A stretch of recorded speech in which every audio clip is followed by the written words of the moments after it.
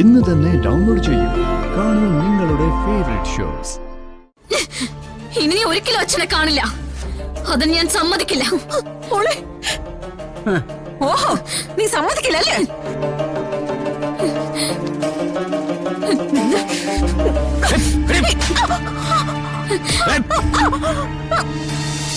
ഇവരാരായാലും ഇനി ഈ ഹോസ്പിറ്റലിന്റെ പരിസരത്ത് പോലും കണ്ടുപോകരുത്. മാനസിക രോഗികളോ ഐസിയുവിൽ സന്ദർശനം നടത്താൻ വരുന്നത്? ഡോക്ടർ പറഞ്ഞു കേട്ടില്ലേ, മിണ്ടാതെ ഇവിടെ വന്നോണം.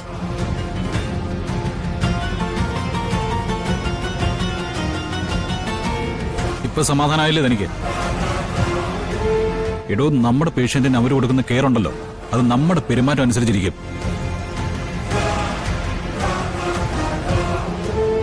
പ്രിയങ്കേ, നീ ഇനി ഇവിടെ നിൽക്കണമെന്നില്ല. നീ പോവാൻ നോക്ക്. അച്ഛനോട് പറയാനുള്ളത് പറയാതെ ഞാൻ ഇവിടുന്ന് പോവില്ല. ആരെന്നെ പിടിച്ച് പുറത്താക്കിയാലും ശരി, അച്ഛനോട് ഞാൻ ഇത് ചോദിച്ചിരിക്കും.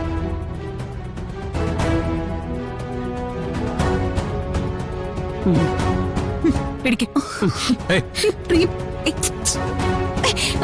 പ്രിയ, അരുത്. നീ എന്റെ അച്ഛനെ ബുദ്ധിമുട്ടിക്കരുത്. എന്റെ അച്ഛനാ, എന്റെ മാത്രം അച്ഛനാ. മാറി നിൽക്ക അങ്ങോട്ട്. വിടാൻ ഇല്ല, നിന്നെ ഞാൻ അകത്തേക്ക് വിടില്ല.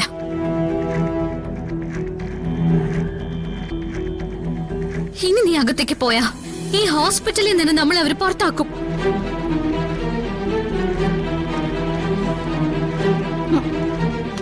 നിക്കടി അങ്ങോട്ട്. പ്രിയങ്കമോളുടെ കാര്യത്തിൽ ഇടപെടാൻ നിനക്കെന്താ അവകാശം? ഞാൻ ഇടപെടും.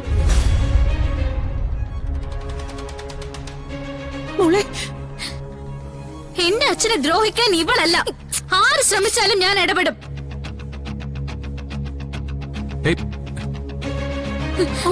പ്രിയേ, നീ ഇപ്പൊ ഇവിടുന്ന് പോവാൻ നോക്ക്.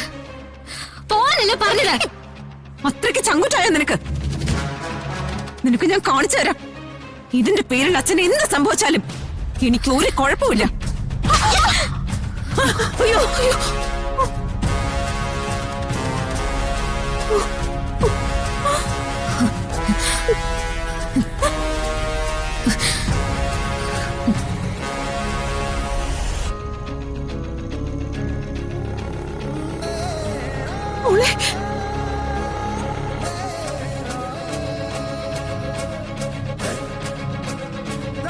ഇതിനകത്തെ കാര്യങ്ങൾ തീരുമാനിക്കുന്ന ഡോക്ടർമാരാ, അല്ലാതെ വേറെ ആരുടെയെങ്കിലും ഉപദേശം കേട്ട് ഇതിനകത്തേക്ക് കാലെടുത്ത് വെച്ചാ.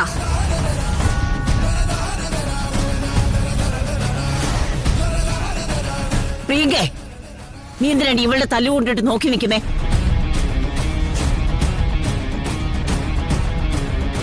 നീയല്ല, ഇവളാ ഈ ആശുപത്രിയിൽ നിന്ന് പുറത്തു പോവേണ്ടത്.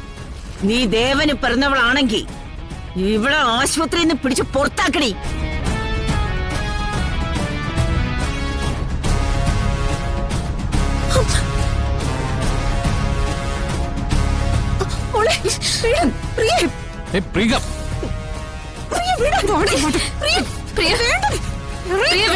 എന്താ ഈ കാണിക്കുന്നേ?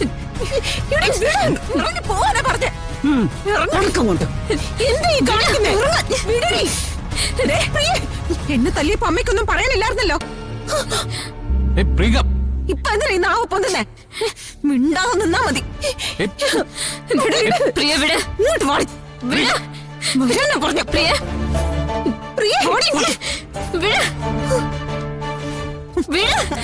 പ്രിയ, നിനക്കെന്നെ തല്ലണല്ലേ? ഞാനവിടെ പോണല്ലേ? എന്നിട്ട് സുഖമില്ലാതെ കിടക്കുന്ന അച്ഛനെ കൊണ്ട് നിനക്ക് വരുവിനെ കൈ പിടിച്ചിട്ടില്ലേ? പ്രിയ,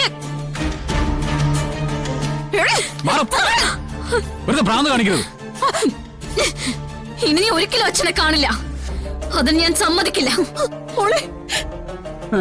ഓഹോ, നീ സമ്മതിക്കില്ലല്ലേ?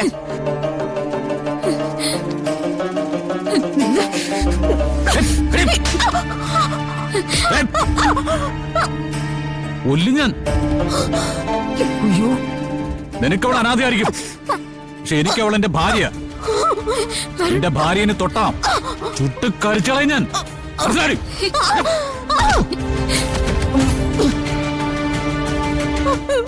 മോളെ റിങ്കേ, മോളെ എല്ലാരും കൂടി ഇവിടെ ആ കൊല്ലും. കൊല്ലും. ആ ഓ മോളെ,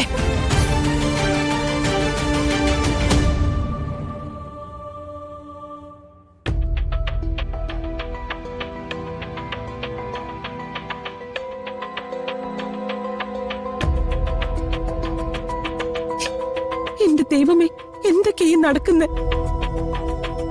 എന്റെ അമ്മ എല്ലാം കരുതി കൂട്ടിയിട്ടാ. അച്ഛൻ ഇല്ലാതായാലും ശരി, അവർക്ക് ഞങ്ങളെ തടഞ്ഞാ മതി.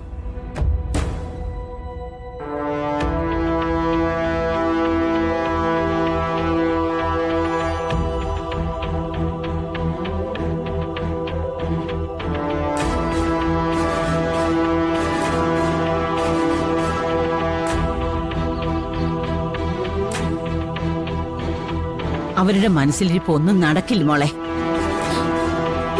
രാധികയും വരുണിനെ ഒരുമിപ്പിക്കാൻ നിന്റെ അച്ഛൻ ഒരു തീരുമാനം എടുത്താലേ അത് ഞാൻ തടയും. ഇനി മുത്തശ്ശിക്ക് അതിന് സാധിക്കോ? ഹും, അങ്ങനെ ഒരു കാര്യം സംഭവിച്ച എന്റെ ശവം കാണേണ്ടി വരുമെന്ന് ഞാൻ ദേവനോട് പറയും. അത് കേട്ടിട്ട് മറിച്ച് ചെയ്യാനുള്ള ധൈര്യം ദേവനുണ്ടാവില്ല. മോൾ അത് മുത്തശ്ശിക്ക് വിട്ടതാ. എനിക്ക് ആ സിനിമയ്ക്ക് പോണം മുത്തശ്ശി. പക്ഷെ ഇവിടെ ഇങ്ങനെയൊക്കെ നടക്കുമ്പോ എങ്ങനെയാ എനിക്ക് പോവാൻ കഴിയുക? അത് നിന്റെ ഭാവിയാ. ഇവരെക്കാളും ഒക്കെ ഉയരത്തിൽ എത്താനുള്ള നിന്റെ മാർഗമാ. അത് നീ വിട്ടുകളയരുത്. ആ സിനിമയ്ക്ക് നീ പോണം. കഴിഞ്ഞ സിനിമയുടെ കാര്യം ഓർമ്മയുണ്ടല്ലോ നിനക്ക്?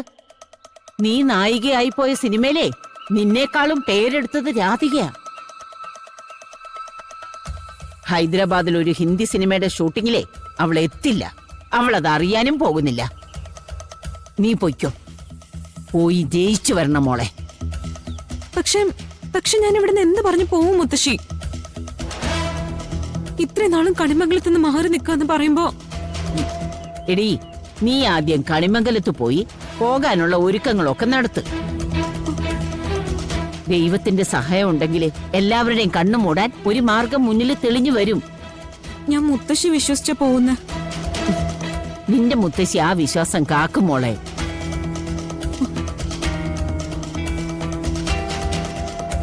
എന്നെ തളർത്തിയവരുടെ മുന്നില് എനിക്ക് വളരണം മുത്തശ്ശി. ആകാശം മുട്ടെ വളരണം. എന്റെ ആഗ്രഹങ്ങൾ നടത്തി തരാനും ഞാൻ പറയുന്നവരെ ഇല്ലാതാക്കാനും എന്റെ ചുറ്റും ഒരു ആരാധക വൃന്ദം വേണം.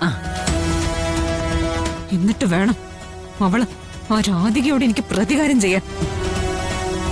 മുത്തശ്ശി കണ്ണു തുറന്നു വെച്ച് കാത്തിരിക്കുന്നതേ അതിനടി മോളെ.